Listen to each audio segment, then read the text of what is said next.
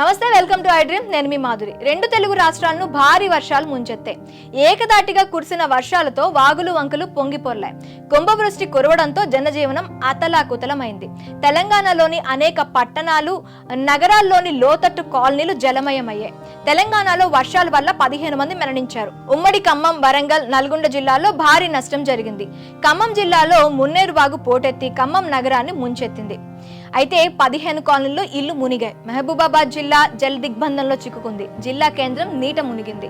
తెలుగు రాష్ట్రాల్లో భారీ వర్షాలు, వరదల నేపథ్యంలో 86 రైళ్లు రద్దు చేసినట్లు దక్షిణ మధ్య రైల్వే ప్రకటించింది. దీంతో పాటు మరో 70 రైళ్లు దారి మళ్లించారు. రద్దయిన రైల్లో సూపర్ ఫాస్ట్ ఎక్స్ప్రెస్లు ఉన్నాయి. పలు పాసెంజర్ రైళ్లను కూడా రద్దు చేశారు. మరికొన్నింటిని పాక్షికంగా రద్దు చేసినట్లు అధికారులు తెలిపారు. తెలంగాణలో కీలకమైన హైదరాబాద్ విజయవాడ మార్గంలోని జాతీయ రహదారిపై పలుచోట్ల వరద ప్రవహిస్తోంది. దీంతో టీజీఎస్ఆర్టీసీ 560కి పైగా బస్సులను రద్దు చేశారు. నల్గొండ, సూర్యాపేట, మహబూబ్ నగర్ జిల్లాలో పలుచోట్ల సాగునీటి కాలువలు తెగిపోయాయి. చెరువులు, కట్టలు కొట్టుకుపోయాయి. నాగార్జున సాగర్ ఎడమ కాల్వకు సూర్యాపేట జిల్లా నడిగూడెం మండలం కాగిత రామచంద్రాపురంలో 132.5 కిలోమీటర్ల వద్ద సాగర్ ఎడమ కాల్వకు భారీ గండి పడింది. ఖమ్మం జిల్లా పరిధిలోనూ నాగార్జున సాగర్ ఎడమ కాల్వకు 2 చోట్ల భారీ గండ్లు పడ్డాయి. రాష్ట్ర వ్యాప్తంగా వర్షాలకు 15 మంది మృతి చెందగా 5గురికి పైగా గల్లంతయ్యారు. హైదరాబాద్ విజయవాడ జాతీయ రహదారిపై అనేక చోట్ల వరద చేరడంతో కిలోమీటర్ల మేర వాహనాలు నిలిచిపోయాయి. పలు చోట్ల పోలీసులు బందోబస్తు ఏర్పాటు చేసి ట్రాఫిక్ ను దారి మరలించారు. ఇకపోతే ఖమ్మం జిల్లాలో 110 గ్రామాలు వరద ప్రభావానికి గురైనట్లు అంచనా వేస్తున్నారు. శనివారం రాత్రి నుంచి భారీ వర్షం కురవడంతో భద్రాద్రి జిల్లా మనుగూరు పట్టణంలో చాలా ఇళ్లలోకి వరద నీరు చేరింది. ఆదివారం ఉదయం మొత్తం 10 కాలనీలు జల దిగ్బంధంలో చిక్కుకున్నాయి. కారు, ద్విచక్ర వాహనాలు కొట్టుకుపోయాయి. వాగులు ఉప్పొంగి గుండాల మండలంలో 4 గ్రామాలకు, అల్లపల్లి మండలంలో 3 గ్రామాలకు రాకపోకలు నిలిచిపోయాయి.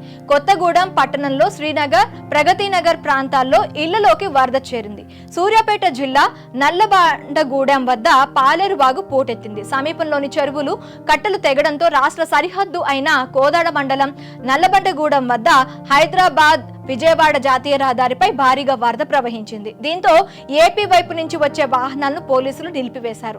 సుమారు 6 కిలోమీటర్ల మేర వాహనాలు నిలిచిపోయాయి. మెదక్ జిల్లా వ్యాప్తంగా వర్షాలకు వాగులు పోటెత్తాయి. ఏడుపాయల వనదుర్గ భవానీ ఆలయాన్ని మూసివేశారు. రంగారెడ్డి, హైదరాబాద్, యాదాద్రి భువనగిరి జిల్లాల్లో కురిసిన వర్షాలకు ఈసా, మూసి వాగులు ఉధృతి పెరిగింది. ఇక ఉమ్మడి కరీంనగర్ జిల్లా ఎడతెరిపి లేని వర్షాలకు పలు గ్రామాల వద్ద రాకపోకలు నిలిచిపోయాయి. ధర్మపురి వద్ద గోదావరి ఉధృతంగా ప్రవహిస్తోంది. కరీంనగర్, వరంగల్ జాతీయ రహదారిపై శంకర్పట్నం వద్ద రోడ్డు చెరువును తలపించేలా నిండటంతో వాహనదారులు ఇబ్బందులు పడుతున్నారు. ఇకపోతే కరీంనగర్ జిల్లాలోని ఎల్ఎండికి వరద ఉధృతి పెరిగింది. తెలంగాణ, మహారాష్ట్ర సరిహద్దును ఉన్న పెన్నంగ నది ఉధృతంగా పెరుగుతోంది. వెనక జలాలతో సమీపంలోని ఆదిలాబాద్ జిల్లాలోని బేలా, జైనాద్ మండలాల్లో పంట పొలాలు నీట మునిగాయి. సింగరేణి వ్యాప్తంగా శనివారం 70,000 టన్నుల బొగ్గు ఉత్పత్తికి విఘాతం ఏర్పడింది. రాష్ట్ర వ్యాప్తంగా ఆర్టీసీ బస్సులకు భారీ వర్షాలు బ్రేకులు వేశాయి. తెలుగు రాష్ట్రాల్లో కీలకమైన హైదరాబాద్, విజయవాడ నగరాల మధ్య 65వ జాతీయ రహదారి వరదల్లో చిక్కుకోవడంతో బస్సులు సహా ఇతర వాహనాలను నార్కెట్పల్లి, నల్గొండ, మిర్యాలగూడ మార్గం వైపు దారి మళ్లిస్తున్నారు. వాగుల కారణంగా పలు చోట్ల బస్సులు వరదల్లో చిక్కుకున్నాయి. రాష్ట్ర వ్యాప్తంగా 218 రూట్లలో బస్సుల రాకపోకలపై భారీ వర్షాలు ప్రభావం చూపించాయి. భారీ వర్షాలకు విజయవాడలోని బుడుమేరు వాగు విరుచుకుపడింది. అతి భారీ వర్షాలకు తోడు బుడుమేరు పొంగడంతో బెజవాడ నగరవాసులు వణికిపోయారు. శనివారం అర్ధరాత్రి నుంచి బుడుమేరుకు నీటి ప్రవాహం పెరిగి వరద పోటెత్తింది. ఆదివారం తెల్లవారేసరికి విజయవాడ, పశ్చిమ మధ్య నియోజకవర్గాల్లోని చాలా ప్రాంతాలు వరద గుప్పిట చిక్కుకున్నాయి.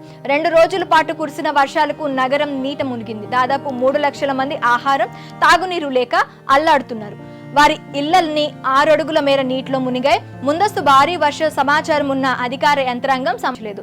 వరద ప్రభావంతో విజయవాడ నగరం శివారు ప్రాంతాలు, పలు కాలనీలు నీట మునిగాయి. లోని 11 పునరావాస కేంద్రాలకు తరలించిన వారికి ఆహారం అందుతుంది. ఇళ్ల నుంచి బయటకు రాలేని వారికి త్రాగునీరు, ఆహారం అందలేదు. వాయుగుండం ప్రభావంతో కురిసిన అతి భారీ వర్షాలతో వరి నీటిలో మునిగింది. నీరు నిలవడంతో పాటు నేలలో తేమ ఎక్కువగా ఉండడంతో పత్తి, మిరప, మినుము, పెసర సహా పలు పంటలు తీవ్రంగా దెబ్బతిన్నాయి. ఏపీలో 20 జిల్లాల్లో వర్ష ప్రభావం ఉన్న ఉమ్మడి గుంటూరు, కృష్ణా, పశ్చిమ గోదావరి జిల్లాల పరిధిలో పంట నష్టం అధికంగా ఉంది. రాష్ట్ర వ్యాప్తంగా సుమారు 4 లక్షల ఎకరాల్లో పంటలు నీట మునిగాయి. అధికారులు ప్రాథమికంగా అంచనా వేస్తున్నారు. ఇకపోతే ప్రకాశం బ్యారేజ్ కి రికార్డు స్థాయి వరద వచ్చి చేరుతోంది. ఈ నేపథ్యంలో కృష్ణమ్మ ఉగ్రరూపం దాల్చింది. 11,20,000 క్యూసెక్కులకు వరద నీరు చేరుకుంది. ఇకపోతే బ్యారేజ్ మొత్తం గేట్లు ఎత్తి కిందకు వరద నీటిని విడుదల చేశారు. బ్యారేజ్ చరిత్రలో తొలిసారిగా రికార్డు స్థాయిలో వరద వచ్చి చేరింది.